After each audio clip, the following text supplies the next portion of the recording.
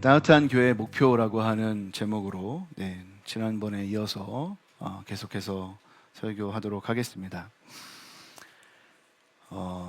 따뜻한 교회 목표. 사실 교회의 목표가 뭘까? 여러분 생각해 본 적 있으실지 모르겠지만 교회의 목표는 굉장히 독특하다고 생각합니다. 어떤 기업의 목표는 이번 1년간 어떤 매출을 달성하고 또 10년간 어느 정도의 성장률을 목표로 하고 여러 가지 그 수치화된 목표를 세울 수 있겠지만 사실은 교회는 기업이 아니고 교회는 어떤 수치로 어떤 성장을 판단할 수도 있지 않습니다. 쉽게 우리가 몇 명의 성도가 더 늘었고 몇 명의 성도가 더 또 이제 세례를 받았고 이런 식으로 수치화할 수 있겠지만 사실은 수치로는 도저히 이렇게 드러낼 수 없는 교회라고 하는 교회 공동체의 독특함이 있고 교회가 어떤 목표를 갖는지를 불분명하게 그러니까 분명하게 얘기할 수 없기 때문에 우리의 마음속에도 우리의 목표가 좀 불분명하고 또 교회로 살아가는 우리의 모습들을 안에도 좀 불분명한 모습들이 있을 때가 있다는 생각이 듭니다. 그래서 굳이 사실은 이런 제목을 할 이유가 없는 본문이지만 좀 더 명확하게 우리가 교회로 모이는 이유와 하나님 왜 우리를 교회되게 하셨는가에 대한 이유를 찾고 좀 명확한 교회로서의 정체성을 가지고 살아갔으면 하는 마음 때문에 사실 이런 제목을 지은 것이고 지난 시간에 이어서 제가 오늘 좀 계속해서 같은 본문을 가지고 두 가지 목표를 얘기하는 게 아니라 하나의 목표에 대한 이야기를 좀 이어서 계속 얘기할 예정입니다. 지난 시간에 좀 대부분 강의 형식으로 내용들을 많이 나눴고 오늘은 좀 더 적용 중심으로 얘기를 할 텐데 일단 먼저 조금 요약을 해보자면 여러 이야기를 했지만 결국 교회란 무엇인가에 대한 가장 그 명확한 대답을 성경에서 해주는 본문이다 이런 말씀을 드렸고 그래서 결국 정리하면 교회란 무엇이라고 말할 수 있냐? 그것은 그리스도 안에서 우리가 서로 연결돼서 함께 지어져가는 새로운 성전이다.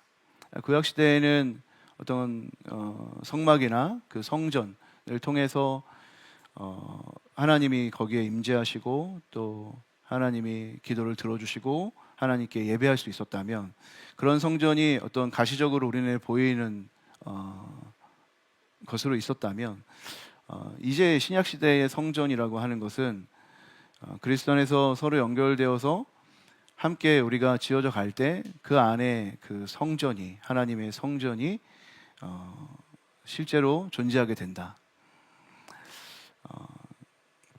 그래서 이제 사실은 이제 더 그 구체적으로 여러분들에게 우리는 공동체입니다. 우리는 서로 연결되어야만 하는 그래야만 하나님을 보여줄 수 있고 그래야만 하나님을 성장할 수 있는 공동체입니다. 이런 얘기를 드렸습니다. 우리 따뜻한 교회의 목표는 당연히 특별한 목표가 아니라 성경이 말하는 이런 교회가 되는 겁니다. 따뜻하신 하나님, 우리를 기꺼이 용납하시는 그 하나님을 만난 자들이기 때문에 그 따뜻하신 하나님의 사랑을 서로 나누면서 또 그 사랑을 알지 못하는 자들에게 그 사랑을 나누는 교회, 이것이 우리 따뜻한 교회가 가진 목표입니다. 그러나 이제 중요한 것은 서로 연결되는 것을 우리가 원하지 않는다는 겁니다.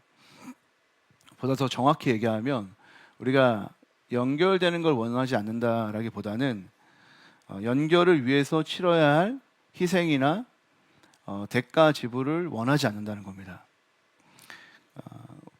누구나 이런 따뜻한 사랑을 주고받는 교회에 속하고 싶어 하고 또 그런 사랑을 주고받는 교회가 되고자 하는 일에 참여하기 원하죠.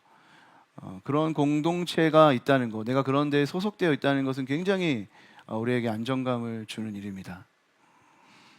그렇지만 막상 누군가 연결되는 것은 굉장히 힘듭니다.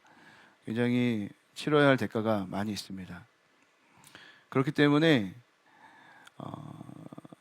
현대 교회는 계속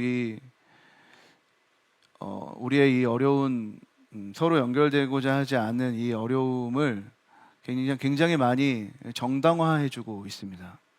굉장히 많은 기술을 통해서 우리가 서로 연결되지 않고도 마치 교회가 될 수 있는 것처럼 우리가 좀 속고 있습니다. 좀 더 쉬운 방법으로 공동체를 세우려고 하고 공동체의 소속감을 느끼게 해주려고 많은 방법을 개발하는 것 같습니다. 그렇지만 사실은 누군가 연결된다는 것은 피곤하고 어렵고 소진되는 일입니다. 그 일을 피할 수 있는 방법은 사실 없습니다. 우리는 연결되고 싶지 않은 본능을 가지고 있기 때문에 마치 연결되지 않아도 하나님 앞에 나아가는 데 문제가 없어 이렇게 말하고 싶어 합니다. 생각하고 싶지 않죠. 너무 해결할 수 없는 문제. 우리나라 지금 정치 견해 조금만 달라도 지금 서로를 거의 잡아먹을 듯이 하고 있지 않습니까? 그러니까 서로 연결된다는 건 너무 어려운 일이기 때문에 사실 교회에서도 이렇게 많이 힘쓰지 못하는 부분이에요. 그러니까 남아있는 건 그냥 하나님, 보이지 않는 하나님, 그 하나님에게만 열심히 우리가 나아가면 되는 것처럼 말합니다. 근데 여러분, 우리가 그렇게 말하면서 심지어는 서로가 방해가 되는 것처럼 서로가 서로에게 뭔가 방해가 되고 하나님 앞에 나아갈 때 서로 이렇게 막 교회 생활하면 막 방해가 되고 그러니까 나 교회 생활 안 하고 하나님 앞에만 나아갈래 막 이렇게 생각 많잖아요. 근데 그런 사람들 중에 하나님 앞에 가까워지는 사람이 없습니다. 서로를 포기하면서 연결되지 않으면서 하나님 앞에 깊이 나가는 사람이 없어요. 연결되지 않고 하나님 앞에 가까이 나아갈 수 있는 사람 있을까요? 여러분, 성경에 지지되지 않는 말입니다. 연결되지 않고 성장하고 연결되지 않고 하나님 앞에 가까이 나간다? 그럴 수는 없습니다. 연결되지 않으면 하나님 앞에 가까이 나갈 수 없고 성장할 수가 없습니다. 물론 우리가 하나님과 조용한 시간을 함께 보내는 건 중요한 일이죠. 당연히 좋은 시간이고 우리가 하나님을 독대하면서 기도하고 말씀을 읽고 성경을 깊이 묵상한다. 이런 건 너무나 좋은 이야기입니다. 여러분들이 그런 습관을 반드시 길러야 됩니다. 그렇지만 여러분들이 말씀을 읽어보시고 기도를 하시다 보면 여러분들이 하나님 앞에 가까이 나아가시다 보면 여러분 그 하나님이 여러분 어떤 하나님인지 알게 됩니다. 우리가 그 하나님 앞에 기도하고 하나님을 찬양하고 하나님의 말씀을 듣다 보면 하나님은 우리를 위해 모든 것을 내어주신 분이라는 것을 깨달을 수밖에 없게 돼요. 아니 기도를 하고 말씀을 읽고 찬양을 하는데 그것을 깨닫지 못한다면 2시간을 기도하고 3시간을 기도하는데 무슨 소용이 있겠습니까? 하나님이 우리를 너무 사랑하셔서 자기 아들까지 주시기까지 하신 하나님이신데 그 하나님의 그 사랑을 알지 못하고 은혜를 알지 못한다면 우리가 100번 기도하면 뭐합니까? 하나님 앞에 가까이 나간다는 것은 이 은혜와 사랑의 하나님을 아는 것이죠. 그런데 하나님 앞에 우리가 조용히 가까이 다가가서 하나님을 만나게 되면 우리 하나님이 반드시 그런 하나님이기 때문에 우리는 당연히 우리를 위해서 자신의 모든 것을 내어주신 하나님 덕분에 우리의 이웃에게 우리의 것을 내어주어야겠다라고 하는 결단을 할 수밖에 없게 됩니다. 그러니까 다른 사람들과 이어지지 않는 채로 하나님 앞에 가까이 나아갈 수 있는 자가 있다? 그것은 말이 안 되는 말입니다. 하나님 앞에 깊이 가까이 나아가면 나아갈수록 다른 사람을 섬기는 그 일에 자신을 내어드릴 수밖에 없는, 내어줄 수밖에 없는 일이 발생하게 되는 것이죠. 지난주에 제가 우리 청년들이 신천지에 굉장히 많이 미혹되어 있다 이런 얘기를 드렸습니다. 근데 그들이 왜 미혹됐는가, 그 책임이 과연 어디에 있는가라고 말할 때 우리에게도 정말 상당한 책임이 있다는 것에 대해서 여러분들에게 같이 나눴습니다. 왜냐하면 우리가 은혜의 복음을 이야기하면서 우리가 구원받은 하나님의 자들이다. 우리는 확실히 하나님의 은혜로 구원받은 사람들입니다라고 이야기하는 사람들인데, 그 받은 은혜로 서로에게 은혜를 나누고 서로를 섬기는 공동체를 세우지 못한다면, 이 복음이라고 하는 것을 가시적으로 보여줄 수 있는 공동체에 속해 있지 않으면서 복음을 전하려고 한다면 이 복음이 얼마나 힘이 없냐 이거예요. 그런 복음을 전하니까 그 공동체의 사람들이 그 복음이 가짜같이 느껴지는 겁니다. 그러니까 사람들이, 청년들이 떠나는 거죠. 그러니까 공동체를 세우는 일이 지금 당장은 나에게 아무런 상관이 없는 일, 나랑은 뭐 별로 상관없는 일처럼 느껴질 수 있지만 내가 사랑하는 사람을 지키지를 못하는 일입니다. 사실은 내가 공동체를 세워야 내 공동체에 사랑하는 사람들을 세워갈 수가 있고, 또 내가 그 공동체의 일원으로 사실 내가 연약할 때 내가 세워질 수가 있는 겁니다. 사실은 복음으로 공동체를 세워간다고 하는 것은 그 복음이 하는 일이기 때문에 우리가 여기에 순종하지 않으면 복음을 전하는 그 일 자체가 가로막히게 되는 겁니다. 저는 오늘 따뜻한 교회 목표에 대해서 계속해서 이어서 설교하고자 하는데, 오늘은 좀 더 적용할 것에 대해서 얘기를 하고자 합니다. 지난주에는 제가 좀 원리적인 측면을 많이 얘기했습니다. 우리가 함께 지어져가는 주님의 공동체이기 때문에 우리에게 과연 필요한 것은 뭐냐? 그것은 교회를 세우신 그분이 그리스도의 피로 우리 교회를 세우신 것이고, 그분이 버려진 돌로서 모퉁이 돌이 되었기 때문에 버려질 용기, 미움받을 용기를 가지신 분으로 용기를 내셨기 때문에 교회가 세워졌다, 이런 말씀을 드렸고, 그러니까 공동체를 세우는 일은 바로 그리스도의 희생과 그리스도의 그 미움받을 용기를 바라보면서 우리도 기꺼이 우리 자신을 희생하고 또 상처받을 용기, 미움받을 용기를 가지면서 서로를 세워가는 그런 결단을 할 때 주님의 교회를 세워갈 수 있다, 이런 얘기를 드렸습니다. 제가 따뜻한 교회를 세우고 개척할 때 따뜻한 교회라는 이름을 짓고 따뜻한 교회의 비전으로 복음의 온기를 도시에 채우는 교회, 우리가 가진 그 복음의 그 사랑을 정말 계속해서 확장해 갈 수 있는 교회를 생각하면서 이렇게 이름을 지었고 비전을 세웠습니다. 그리고 보다 구체적으로 우리가 그냥 단순히 복음을 전하는 교회, 단순히 사랑을 나누는 교회, 이 정도를 넘어서서 구체적으로 우리가 이 일을 어떻게 실천해야 할까라고 생각할 때 저는 가장 처음에 생각하게 된 것은 공동 식사입니다. 우리가 복음의 온기를 이 도시에 채우고자 하는 이 비전이 그냥 말뿐이 되지 않고 우리의 행실로서, 우리의 삶으로서 정말 실천할 수 있으려면 뭔가 그 정신을 담아낼 수 있는 실천이 필요하다라고 생각했고, 그 실천으로서 저는 공동 식사를 생각하게 됐습니다.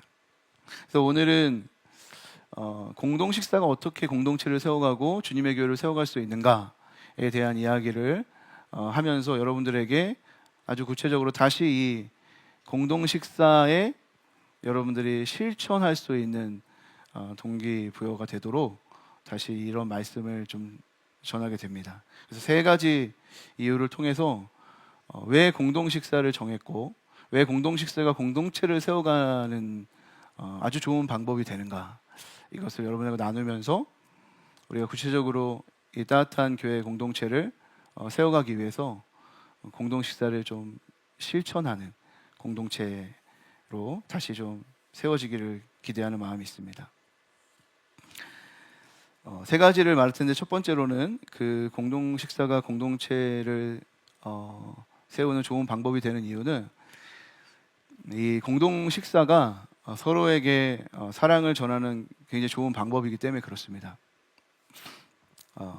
제가 지난주에 우리 혁이가 군대 간다 그래가지고 우리 혁이를 초대하고 우리 청년부 사람들을 초대했어요. 그래서 밥을 지어서 먹였는데, 물론 밥은 항상 제가 안 하고 저희 아내가 합니다. 그래서 목회는 그래서 사람들이 항상 그래요. 자기 부인이다. 네. 그래서 나를 부인하고 내 부인이 밥을 하는 게 목회다. 이제 네, 네, 웃으라고 한 얘기인데요. 어쨌든 저희들이 아내가 밥을 열심히 잘해줘서 그 청년들을 이제 먹였어요. 왜 그렇게 했냐면 우리 혁이 이제 앞으로 가서 고생할 텐데 혁이 잘 갔다 오라고, 또 우리 잊지 말라고, 또 어디서든지 힘내라고, 우리가 사랑한다고 말하고 싶은 거예요. 근데 말만 하면 모르잖아요, 그렇죠? 그러니까 이제 초대해서 이제 밥 같이 먹은 거예요. 제가 군대 가기 전에도 우리 어머님이 저에게 밥을 해주셨거든요. 잘 갔다 와라. 특별히 우리 어머니께서 정성껏 밥상을 차릴 때가 있는데 그때는 제가 굉장히 심하게 맞은 날이에요. 어머니한테 많이 혼났는데 어머니한테 혼나면 진짜 엄청 울고 이제 씻으러 집에 들어가면 막 온몸이 막 빨개요. 그럼 내가 그 얼굴 저를 보면서 내가 이렇게 맞을 정도로 잘못을 했나 그런 생각이 들었던 것 같아요. 근데 이제 그러고 나면 저 어머니께서 저녁에 평소와는 다른 반찬으로 밥을 차려주십니다. 그러면 이제 좀 미안한 마음을 표현하시는 거죠. 그렇죠? 내가 너무 심하게 때린 것 같다. 미안하다. 알고 보면 내가 너한테 뭐라고 한 거는 너 잘 되라고 하는 거고 사실은 내가 관심 없으면 때리지도 않는다. 사랑하기 때문에 내가 때린 거야. 라는 말을 하고 싶은 거죠. 그렇죠? 그러니까 이제 밥상을 차려주시는 겁니다. 제가 이제 집을 가출을 자주 하는 그 청년이었는데, 네, 그 당시에 지금은 이제 집 잘 안 나갑니다. 안 나가지만 그 당시에는 집을 잘 나가는 청년이었어요. 그래서 가출을 많이 했는데 가출하고 돌아오면 저희 어머님이 항상 맛있는 밥을 차려주셨어요. 왜 그랬을까요? 밉지만, 그렇죠? 밉지만 뭐라고 하고 싶지만 사랑하니까 그 밥이라도 함께 차려주면 그 엄마의 마음을 알고 더 이상 집을 안 나가겠지. 네. 이제 내가 널 받아준다 이런 의미겠죠. 이제 그런 마음으로 했습니다. 뭐 밥에 대한 추억을 말하고자 한다면 한 3박 4일 말할 수 있을 정도로 이 밥을 통해 사랑을 많이 느낀 것 같아요. 유학생 시절에도 교회 사모님이 저희들 청년들을 위해서 밥을 엄청 많이 차려주셨는데 저도 이제 청년부 사역을 했으니까 그 청년들이 밥 먹으면서 행복해하는 모습, 그리고 저도 나름대로 유학생이었기 때문에 그 밥 먹으면 굉장히 그 허기가 달래졌어요. 그냥 진짜 배고픈 것만이 아니라 영적으로 허기가 져 있는데 정말 그 밥을 먹으면 따뜻하고 이 밥을 하기 위해서 수고해 주신 사모님의 그 사랑들이 느껴지면서 엄청 마음 따뜻해지고 그 사랑을 경험했던 순간들을 경험했습니다. 근데 그런 많은 경험들을 통해서 누군가를 위해서 음식을 준비하는 거. 사실 음식을 준비하려면 막 장도 봐야 되고 또 장도 보다 보면은 내가 가진 예산보다 더 많은 것도 사게 되고 막 그러거든요. 그럼 그것도 이제 사가지고 또 와가지고 손질하고 또 따뜻하게 대접하기 위해서 시간 맞춰서 다 그 일을 하기 위해서 수고하는 그런 수고가 필요하잖아요. 그리고 심지어 그 상을 차리는 것만이 아니라 그 상을 치우는 데까지 엄청난 수고가 필요한 거예요. 근데 그런 밥상을 받으면 당연히 사랑을 느낄 수밖에 없잖아요. 그러니까 우리가 따뜻한 교회로 정말 공동체가 되어가자, 우리 공동체가 되자, 이게 말만 그렇게 하는 게 아니라 진실로 우리가 정말 공동체가 되고자 한다면 최소한 우리가 서로 사랑할 수 있는 사람이 되려면 그 실천이 있어야 되잖아요. 그 실천으로서 참 좋은 게 같이 함께 밥을 나눠 먹는 거다 이런 생각을 하게 된 거예요. 그래서 우리가 지금 서로 조를 나눠가지고 누군가가 밥을 해주고 누군가는 또 밥을 같이 먹고 또 그 다음에는 그 다음 사람들이 밥을 섬겨주시면 또 우리 밥을 먹고 이렇게 우리 공동 식사를 하고 있지 않습니까? 근데 이게 굉장히 좋은 공동체를 세워가는 습관인 게 뭐냐면 이게 서로 사랑을 주고받는 거예요. 나도 너를 사랑하고 나도 너를 사랑해 이렇게 서로 막 얘기할 수 있는 이 그냥 단순히 말만이 아니라 우리의 진실함과 행함으로 사랑을 표현할 수 있는 아주 좋은 방법이 되잖아요. 여러분 행복하시지 않아요? 밥 먹으면? 네, 그 사랑을 많이 느끼시지 않으세요? 네. 물론 이런 사람 사랑 받고 싶지도 않고 사랑하고 싶지도 않아 뭐 이런 사람도 있을 거라고 저는 생각해요. 예, 아주 좋은 지혜로운 방법이라고 저는 생각합니다. 그렇지만 우리가 주님의 교회를 세워간다는 것은 그런 거기 때문에 그렇게 하다 보면 서로 사랑하게 되는 거고 사랑하면 힘들지 않게 되는 거거든요. 처음엔 수고가 필요하겠지만 그것이 즐거운 일이 될 수 있거든요. 그래서 우리가 공동 식사를 통해서 공동체를 세워갈 수 있게 되는 거예요. 그러니까 여러분 감사한 마음으로 행복한 마음으로 또 섬길 때도 또 받을 때도 기쁘게 공동체를 세워가는 마음으로 그렇게 공동 식사에 참여하실 수 있기를. 참여라는 말을 오해하시면 안 돼요. 내가 그냥 밥 맛있게 먹으면 된다 이게 아니에요. 밥도 맛있게 먹고 또 내가 봉사할 때가 되면 설거지도 열심히 하시고 뭐 반찬도 좀 열심히 하시고 이렇게 해가지고 서로 사랑한다고 해야지 좋은 공동체가 되지 않겠어요? 네, 그렇게 하셔서 공동체를 세워갈 수 있는 거기 때문에 이 사랑을 주고받는 아주 좋은 방법이다라는 것을 기억하시면서 그렇게 함께 하시면 좋겠습니다. 두 번째로는 이 공동 식사가 어떻게 공동체를 세워가냐면 이렇게 하다 보면 사실 진실로 하나님을 예배할 수 있게 되기 때문에 그렇습니다. 히브리서 13장 2절 말씀에 보면 손님 대접하기를 잊지 말라 이로써 부지 중에 천사들을 대접한 이들이 있었느니라 이런 말씀이 있습니다. 이게 창세기 18장에 있었던 그 아브라함의 이야기를 히브리서 기자가 하는 건데요. 아브라함이 어느 날 문 앞에 그 세 사람이 지나가는 것을 보는 거예요. 그래서 이 아브라함이 이 세 사람에게 달려가서 이 세 사람을 영접하고 물을 조금 가져다가 먹이면서 잠시 나무에서 쉬게 하고 열심히 음식을 준비합니다. 그래서 이 세 사람을 대접하는데 떡과 좋은 송아지 요리와 엉긴 젓과 우유를 대접해요. 굉장히 좋은 걸 대접하죠, 손님에게. 근데 이 손님들이 아브라함이 차린 이 음식을 먹다가 갑자기 사라가 임신할 것에 대한 예언을 하게 됩니다. 그때 이 얘기를 듣던 아브라함이 이 손님이 사람인가? 아니면 하나님의 어떤 천사인가? 이제 헷갈리는 그런 장면이 창세기 18장에 나옵니다. 그러니까 아브라함이 지금 그냥 사람하고 대화하는 건지 아니면 하나님의 천사들과 대화하는 건지 도대체 누구랑 대화하는 거야? 이렇게 헷갈리게 본문이 나와요. 그러면서 이 히브리서 기자는 이렇게 말하는 거죠. 손님 접대에 대한 강조를 하면서 지나가는 사람들, 나그네들 잘 대접하는 게 하나님의 천사를 대접하는 것과 같다. 나도 모르는 사이에 하나님의 천사를 대접하는 것 같다. 이렇게 말합니다. 그러니까 내가 생각할 때 내 이웃에 내 옆에 있는 사람들을 섬기는 게 단순히 사람을 섬기는 것으로 끝나는 게 아니라 그것이 하나님을 섬기는 이가 긴밀하게 연결되어 있다는 것을 말해주고 있는 거죠. 여러분 잘 아는 얘기지만 예수님께서 심판의 날에 양과 염소를 가르시잖아요. 그리고 오른쪽에 있는 그 양에게 너에게는 하나님 나라가 예비되어 있고 내가 너에게 하나님 나라를 상속하겠다. 이렇게 하나님이 그 오른쪽에 있는 양에게 천국을 선물로 주신단 말이에요. 근데 그 이유를 설명하실 때 뭐라고 설명하시냐면 너희가 나에게 먹을 것과 입을 것을 주었으니 하나님 나라를 상속받을 것이다. 이렇게 말합니다. 그때 심지어 그 양에 속한 사람들조차도 잘 몰라요. 뭐라고 말하냐면 아니 제가 언제 예수님을 먹이고 입혔어요. 제가 언제 그렇게 했습니까? 이렇게 말해요.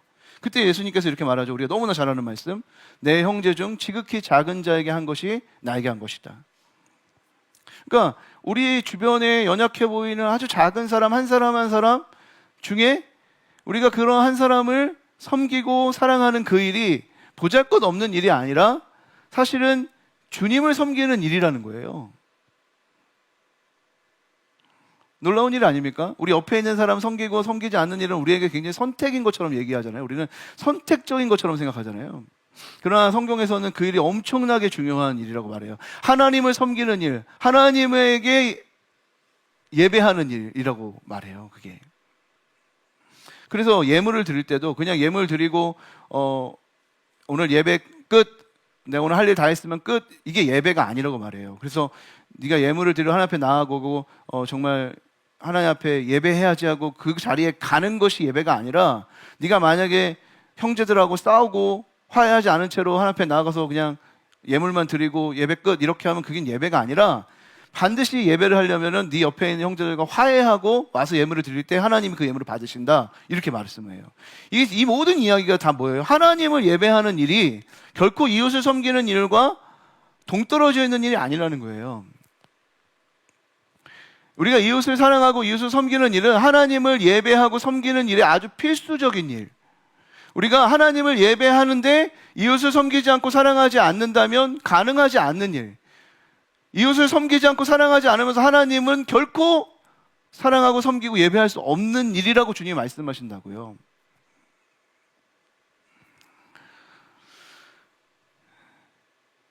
그러니까 여러분, 옆에 있는 사람을 사랑하고 섬기는 일은요, 예배에 있어서 너무너무나 중요한 요소예요. 우리가 옛날에 바베트의 만찬이라는 영화를 함께 봤는데, 그 바베트의 만찬이라는 영화가 우리에게 가르쳐주는 중요한 교훈이 뭐죠? 그들은 항상 평생 교회 다닌 사람들이잖아요. 평생 교회 다닌 사람들인데, 그들이 예배를 빠지지 않고 기도를 빠지지 않고 정말 열심히 신앙생활 하는 사람들이지만,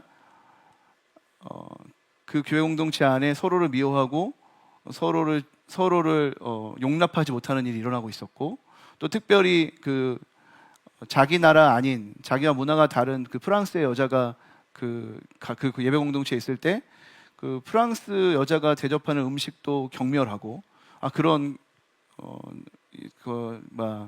좀 거룩하지 못한 것들이 우리 이 거룩한 공동체에 속하면 안 돼라고 생각했던, 정말 그 하나님 앞에 거룩하고 싶어 했던 그 공동체가 정말 하나님 앞에 매일매일 나아가서 예배드리는 일은 정말 열심히 했지만, 그들이 정말 예배를 통해서 기쁨을 얻는 때는 언제였죠? 바베트가 해주는 음식을 먹고 마음이 열릴 때, 그래서 서로에게 자신의 죄를 고백하고 용납받고 용납할 때, 그래서 그들이 함께 서로를 사랑하면서 밖에 나와서 서로의 손을 잡고 찬양할 때, 그들은 하나님을 예배하면서 너무너무 기뻐하거든요. 이 이야기를 통해서 우리에게 알려주고자 하는 것은 다른 게 아니죠. 우리가 하나님을 정말 예배하기 원하면 우리가 서로 연결돼야 된다는 거예요. 우리가 서로를 사랑해야 된다는 것이고, 우리가 서로를 섬겨야 된다는 것이에요. 그렇게 우리가 서로를 섬기고 사랑하는 가운데 하나님을 예배할 수 있고, 그것이 하나님을 예배하는 것이다 라고 말하는 것이죠. 여러분, 예수님이 세우시고 싶은 공동체는 바로 이런 식탁 공동체입니다. 서로 함께 서로를 형제 자매로 맞이하면서 서로를 섬기고 서로를 용납하면서 그렇게 서로를 지지해주는, 연결되어 있는 공동체, 이것이 하나님이 세우시는 공동체. 왜냐하면 그것이 정말 하나님을 영화롭게 하기 때문입니다. 그러니까 여러분, 우리가 함께 서로 밥을 지어서 서로 대접하고 대접받으면서 공동 식사를 하는 일은 당연히 주님의 공동체를 세우는 핵심이라고 말할 수 있어요. 왜냐하면 그것이 우리 하나님께 영광이 되기 때문입니다. 세 번째로, 이 공동 식사가 공동체를 세우는데 중요한 이유는, 이 공동 식사가요, 천국을 소망할 수 있게 하기 때문에 그렇습니다. 하나님의 나라에 대한 비유가 많이 있지만, 하나님 나라는 이사야 선지자에 의하면 잔치로 표현됩니다. 잔치. 곳곳에서 이 하나님 나라의 어떤 속성에 있어서 잔치라는 표현을 하는데, 그것은 함께 먹고 마시는 것으로 표현이 돼요. 우리가 주일날 예배 끝나고 함께 먹고 마시는 그 자리에서 느껴지는 어떤 그 메타포가 하나님 나라의 무엇인가를 소망할 수 있게 해준다는 거죠. 우리가 주기도문을 하는데 예수님께서 우리에게 이렇게 기도하라 하신 기도문이 주기도문이에요. 너희들이 기도할 때마다 이렇게 기도하라. 근데 그 기도의 주기도문에 이런 말이 있어요. 뜻이 하늘에서 이루어진 것 같이 이 땅에서도 이루어지기를 원합니다. 이렇게 기도하래요. 그러니까 뜻이 하늘에서 이루어진 것 같이 땅에서도 이루어지기를 원합니다. 이렇게 기도하라는 것은 이미 하나님께서 성취하신 그 일이 내 삶의 현실 가운데서 계속 경험되어질 수 있도록 기도하라는 뜻이에요. 우리가 따뜻한 교회의 뜻의 핵심 가치가 뜻이 하늘에서 이루어진 것 같이죠.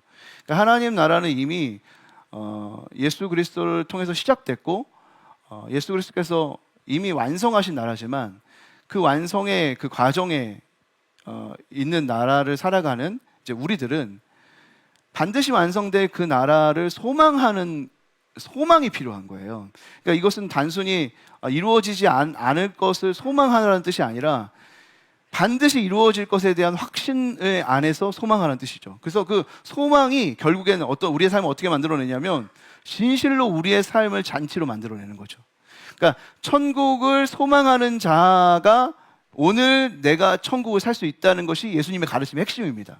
그리고 그것을 계속 기도하라고 했어요. 하나님 나라에 대한 소망, 하나님 나라는 반드시 이루어지고 반드시 성취된다라고 하는 그 확실한 소망을 가진 사람만이 오늘 지금 이 시간에 천국을 살 수 있다는 거예요. 그러면 소망이 얼마나 큰 핵심인지 알게 되겠죠. 그리스도인에게 얼마나 큰 핵심인지 알겠죠. 그것을 하지 못하면 힘있게 살 수가 없어요. 하나님 나라가 확실히 이루어진다라는 것을 믿지 못하면 오늘 내가 천국을 살 수가 없어요. 너무나 중요한 게 소망이거든요. 근데 그 소망, 우리가 반드시 하나님 나라의 잔치에 참여하게 된다라고 하는 그 소망을 보여주는 것, 여러분 그것은 우리 눈에 보이는 잔치입니다. 우리가 함께 서로 나누는 공동 식사예요. 우리가 생각해 보세요. 우리가 서로를 섬기기 위해서 시장을 보고 밥을 하고 밥을 해주고 밥을 먹고 함께 치우고 함께 이야기 나누는 이 공동 식사. 여러분 이 공동 식사가 우리에게 하나님 나라에 대해서 조금이라도 빛을 비춰줄 수 있다면, 그 나라에 대한 소망을 조금이라도 가르쳐줄 수 있다면 그것은 우리의 신앙생활에 엄청난 영향력을 미칠 수 있다는 것입니다. 여러분 우리의 신앙생활이 왜 0점 조정이 안 돼요? 우리가 늘 하나님의 말씀을 듣지만 왜 하나님의 말씀대로 우리의 삶 속에서 살지 못해요? 소망이 없고 그 일이 이루어질 것이라고 하는 믿음이 없기 때문에 그런 겁니다. 그러나 이것을 우리가 구체적으로 실천해 가는 가운데 우리는 소망을 가질 수 있는 것이고 그 소망은 우리의 삶을 변화시키는 능력이 되는 겁니다. 그러니까 어떤 사람들이 맨날 그래요. 저한테 야 맨날 밥 먹는 거 지겨워 죽겠는데 야 맨날 또 교회에서도 밥을 먹냐, 피곤해 죽겠는데 여기 현대인들이 얼마나 바쁜데 교회에서 뭐 또 밥을 해 먹냐, 이런 얘기를 저한테 하는 사람들이 있어요. 근데 여러분 우리가 바쁘기 때문에 이렇게 하는 겁니다. 왜냐하면 이 공동 식사라고 하는 것은 정말 이 땅을 하나님 나라 되게 하고 이 땅에 하나님 나라를 이뤄가는 아주 기초인 거죠. 이것을 위해서 한다기보다는 이렇게 살아내야지만, 우리가 일주일에 한 번이라도 이 공동 식사를 통해 공동체라는 사실을 조금이라도 확인해야만 우리의 삶의 터전에 공동체가 무엇인지를 말해줄 수 있잖아요. 우리의 가정의 공동체가 무엇인지를 말해줄 수 있고, 우리의 삶의 터전에서 공동체가 뭔지를 보여줄 수 있고, 그래서 하나님 나라를 읽을 수 있는 거 아닙니까? 조금도 서로를 위해서 실천하지 않고, 섬김을 실천하지 않고, 서로를 위해서 희생하지 않다가 그냥 말씀과 말로 모든 것을 머릿속에 다 채워놨다가 삶으로 돌아가서 그 이상만 가득하고 삶은 살아내지 못하는, 늘 자신을 죄책감 들게 만드는 그런 방식으로 우리가 살아내서는 안 되잖아요.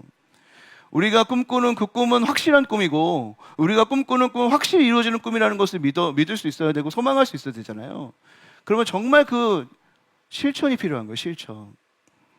근데 이 공동식사라고 하는 것은 우리의 꿈을 꾸게 해주고 여전히 그 꿈을 계속 소망하게 해주는 아주 작은 기초고 실천입니다. 이것을 위해서 있는 게 아니라 여기서부터 시작되는 거예요. 사실은 이것도 못하면 우리가 어떻게 하나님 나라 복음을 전합니까? 이것도 못하면 어떻게 우리가 복음이라는 걸 얘기할 수 있어요? 아니 우리가 일주일에 한 번 만나가지고 서로의 대화도 듣지 못하고, 우리가 일주일에 한 번 만나가지고 서로의 기도 제목도 못 듣고, 우리가 일주일에 만나가지고 서로를 섬기고 사랑하는 것도 못하면서 어떻게 우리의 삶 속에서 누군가를 사랑하고 섬길 수가 있습니까? 어떻게 그 입술로 주님의 복음을 전할 수 있습니까? 어떻게 그 입술로 주님의 그 피 묻은 복음을 감히 전할 수가 있습니까? 할 수가 없는 거 아닙니까? 그러니까 피곤하고 힘들지만 우리가 이곳에서 공동 식사를 하는 그 기초와 실천을 통해서 우리는 조금씩 조금씩 우리의 식탁을 확장하고 하나님 나라를 살아낼 수가 있고, 하나님 나라의 그 이야기의 주인공으로 살아갈 수 있게 된다는 것입니다. 여러분, 공동 식사는 어떤 프로그램도 아니고,